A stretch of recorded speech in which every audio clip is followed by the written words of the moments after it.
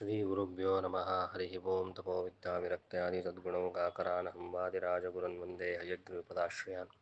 ಶ್ರೀ ಗುರುಭ್ಯೋ ನಮಃ. ಶ್ರೀ ಗುರುಭ್ಯೋ ನಮಃ.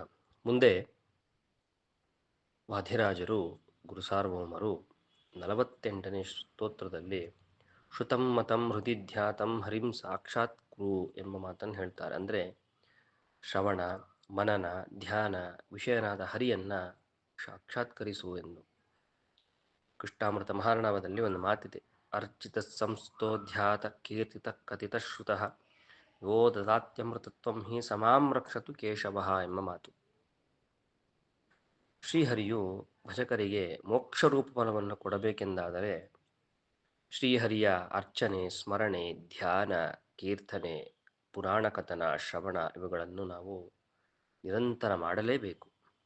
ಇವುಗಳಿಂದ ಪ್ರಸನ್ನನಾದ ಶ್ರೀಹರಿಯು ಮೋಕ್ಷವನ್ನೇ ಕೊಡ್ತಾನೆ. ಇಂತಹ ಹರಿಯು ನಮ್ಮನ್ನು ರಕ್ಷಿಸಲಿ ಎಂಬ ಈ ಶ್ಲೋಕದ ಅರ್ಥ ಎಂದು ಶ್ರೀಮದ್ ಆಚಾರ್ಯರು ಕೃಷ್ಣಾಮೃತ ಮಹಾರ್ಣವದಲ್ಲಿ ತಿಳಿಸ್ತಾರೆ.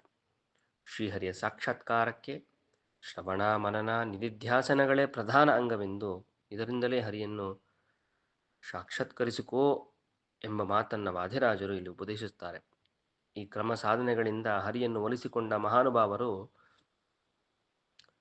ಸಾಕ್ಷಾತ್ ವಾಯುದೇವರಾದಂತಹ ಶ್ರೀಮದಾನಂದ ತೀರ್ಥ ಭಗವತ್ಪಾದಾಚಾರ್ಯರು. ಅವರ ಅವತಾರದ ಜೀವನ ಚರಿತ್ರೆಯನ್ನು ಅವರ ಅನುಗ್ರಹಕ್ಕಾಗಿ ಸಂಕ್ಷೇಪವಾಗಿ ನೋಡೋಣ.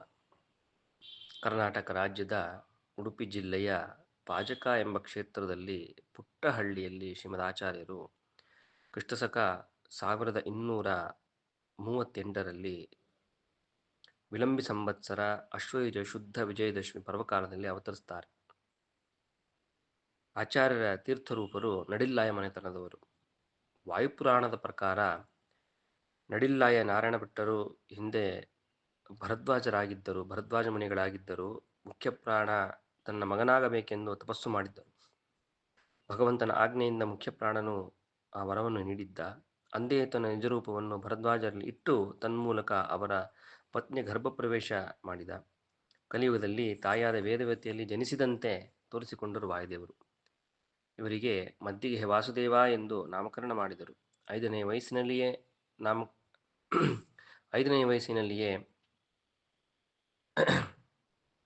ಅಕ್ಷರಾಭ್ಯಾಸ ಮಾಡಿಸಿದರು. ವಾಸುದೇವನು 5ನೇ ವಯಸ್ಸಿನಲ್ಲಿಯೇ ಬ್ರಹ್ಮೋಪದೇಶವನ್ನು ಮಾಡಿಸಿದರು. ವಾಸುದೇವರು 7ನೇ ವಯಸ್ಸಿಗೆ ಊರ್ಧ್ವಪದರಿಗೆ ಹೋಗಿ ವೇದವ್ಯಾಸ ದೇವರಲ್ಲಿಯೇ ಸಾಕ್ಷಾತ್ ಅಧ್ಯಯನವನ್ನು ಮಾಡಿದರು. ಬಾಲ್ಯದಿಂದಲೇ ಆಧ್ಯಾತ್ಮದತ್ತ ಒಲವುಳ್ಳ ವಾಸುದೇವ ಹರಿಸೇವೆಗಾಗಿ ಮನೆಯನ್ನು ತೊರೆದು ಸನ್ಯಾಸಿಯಾಗಿ ತತ್ಪ್ರಚಾರ ಮಾಡ ಬಯಸಿದರು. ಜಗದ್ವಿಲಕ್ಷಣ ಕಂದನನ್ನು ಪಡೆದ ತಂದೆ ತಾಯಿಯರಿಗೆ ಕರುಳುಬಳ್ಳಿ ಕಿತ್ತು ಬಂದಿತು. ತಂದೆಯ ಹಠ, ನಿರಶನ ವ್ರತ, ಉಪವಾಸ, ಪ್ರಾಣತ್ಯಾಗದ ಪ್ರತಿಜ್ಞೆ ಎಲ್ಲವೂ ವಾಸುದೇವನ ಅಂತಸತ್ವದ ಮುಂದೆ ಎಲ್ಲವೂ ವ್ಯರ್ಥವಾಯಿತು. ತಂದೆಯರ ಮೋಹಕ್ಕೆಂದು ಮತ್ತೊಂದು ಕಂದ ಜನಿಸಲೆಂದು ವಾಸುದೇವನೇ ಅನುಗ್ರಹಿಸಿದ. ಆದರೆ ಅವತರಿಸಿದ ಆ ವಿಷ್ಣುತೀರ್ಥರು ಅತ್ಯಂತ ವಿರಕ್ತರೇ ಆದರು. ವಾಯು ಮುಟ್ಟಿದ ಗರ್ಭ ಯಾರ ಒಡಲನ್ನು ತಾನೇ ಮಡಿ ಮಾಡದು ಎಂಬ ಮಾತು ಅಲ್ಲಿಗೆ ಪ್ರಚಲಿತವಾಯಿತು.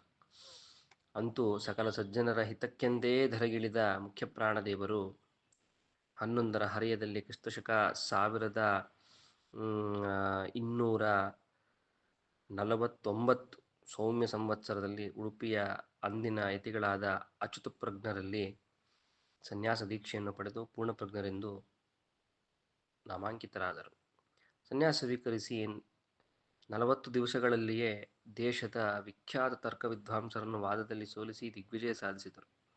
ಬಾಲಯತಿಯ ನಿಶಿತಮತಿಯನ್ನು ಕಂಡು ಬೆರಗಾದ ಅಚ್ಯುತಪ್ರಜ್ಞರು ಪೂರ್ಣಪ್ರಜ್ಞರನ್ನು ವೇದಾಂತ ಸಾಮ್ರಾಜ್ಯದಲ್ಲಿ ಕುಳ್ಳಿರಿಸಿ ಆನಂದ ತೀರ್ಥ ಎಂಬ ಹೆಸರನ್ನಿಟ್ಟರು. ಆದರೆ ವೇದವು ಕೊಟ್ಟ ನಿತ್ಯನಾಮವಾದ ಮಧ್ವ ಎಂಬ ಹೆಸರಿನಿಂದ ಪ್ರಖ್ಯಾತರಾದರು.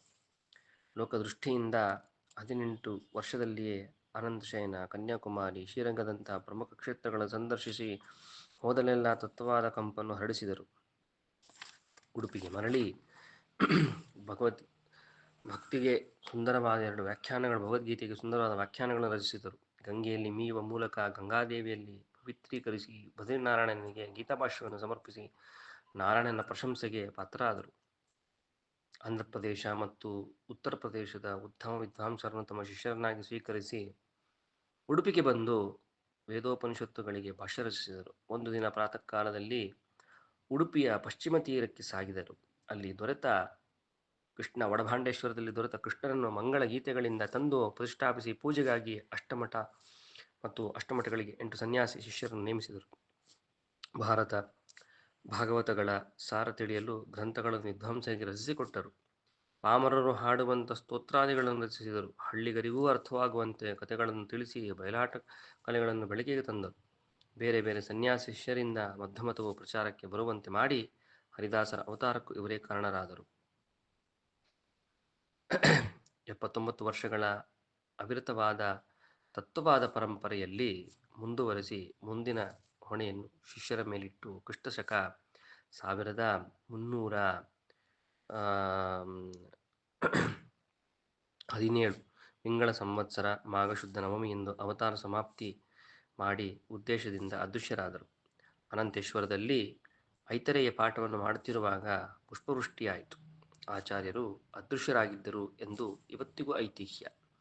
ಇಂಥ ವಾಯುದೇವರ ಸತ್ಸಿದ್ಧಾಂತವನ್ನು ನಾವು ಸದಾ ಅನುಷ್ಠಾನ ಮಾಡಿ ಶ್ರೀಮದ್ ಆನಂದತೀರ್ಥ ಭಗವತ್ಪಾದಾಚಾರ್ಯ ಶ್ರೀವಾದಿರಾಜರ ಶ್ರೀಮನ್ ವೇದವ್ಯಾಸ ದೇವರ ಕೃಪೆಗೆ ನಾವು ಪಾತ್ರರಾಗಿ ಮೋಕ್ಷ ಸಾಧನೆಯಲ್ಲಿ ನಾವು ಮಾಡಬೇಕು, ಮುಂದುವರಿಬೇಕು ಅಂತ ಹೇಳ್ತಾ ಎರಡು ಮಾತನ್ನು ಮುಗಿಸ್ತಾ ಇದ್ದೀನಿ. ಶ್ರೀಕೃಷ್ಣ.